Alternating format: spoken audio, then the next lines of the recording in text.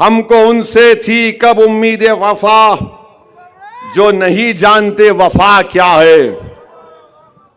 میں یقیناً علماء کرام کی عزت کرتا تھا اور کرتا رہوں گا. اختلاف رائے ہے اور رہے گا، اس میں کوئی دو رائے نہیں ہے.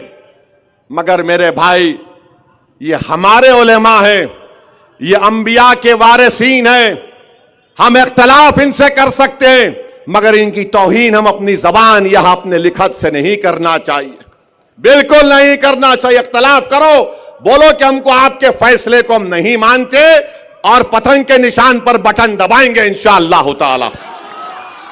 اختلاف ہو سکتا ہے مگر کسی کی بے عزتی نہیں کر سکتے. یہ آج بھی ہمارے علماء ہیں، کل بھی رہیں گے.